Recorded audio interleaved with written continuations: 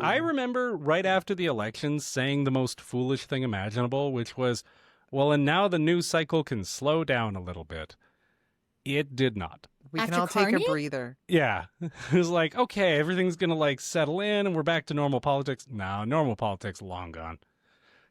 There's no such thing as a slow news day anymore. I don't even know, so little of the news gets covered now because there's just so much of it, right? So it's and there's no such thing as an evergreen story that just lasts because everything seems to change every hour.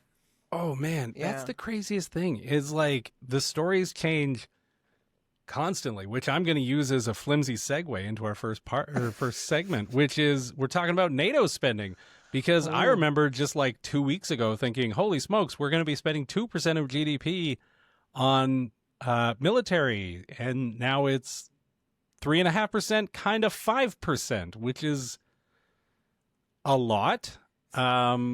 What's folks' take? That winds up being somewhere in the department about $150 billion a year. To give you a sense, the entire Canadian federal budget last year was about a $500 billion. So this is like, to give you another point of comparison, the total education spending nationwide is 4.7% of GDP, if you break it down across the provinces. So we'll be spending more on exploding things than educating them. That's Yay! wild. Oh.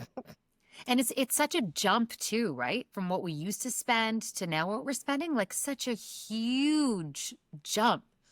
And what's that going to mean? Like it's more than doubling. It's like going to a restaurant and like from ordering like an appetizer to now just buying the whole restaurant. Like it's such a big change. Oh, here's your fun trivia question. When was the last time we reached 2% of GDP? Never? I don't know. Farah, any guesses? No, I have no answer to that. 91, Cold War. Oh, Cold War. And 5%, this will be the only time that we have reached that number outside of an active war. We paid that much during World War I, World War II, and Korea, and that is it. Yeah, I was thinking like not in my career. I've never seen that. So yeah, that's a long time ago. Well, and I know we have... Sorry, go ahead. No, I was just going to say, I know we have obligations under NATO, but maybe if we didn't have so many threats across the globe, I know. nobody would have to invest this much money.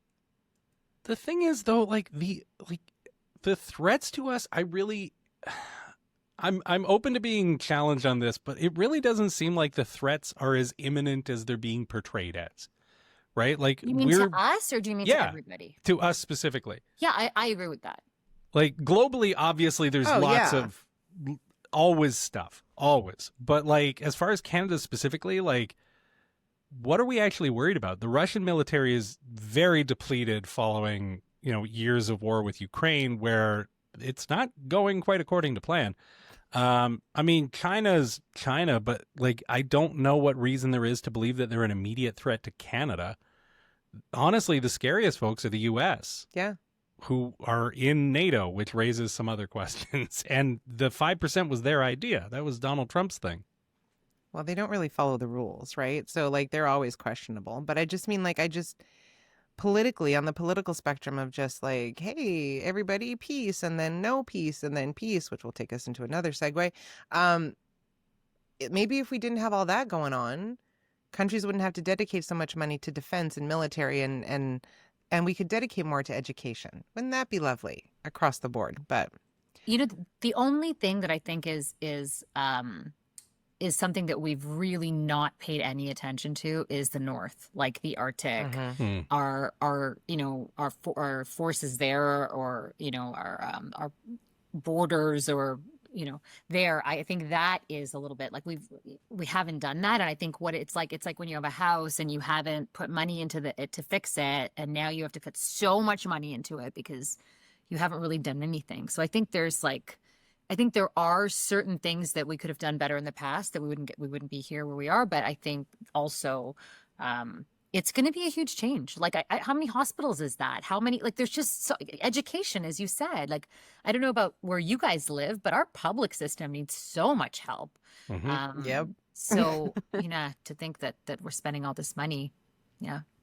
So the question then is, like, what are we going to actually wind up spending this money on? Because I have my sort of pet theory about this, that it is kind of Mark Carney's plan to prop up domestic manufacturing. My theory is that he's trying to protect the steel and aluminum industries and domestic manufacturing by massively expanding basically the Canadian government's order of that stuff. Doesn't mean it's a good idea, doesn't mean I agree with it, but that, like, it's the only thing that makes it make any degree of sense, is that he thinks that this is going to stimulate the economy like crazy, right? Like, I can't think of any other explanation.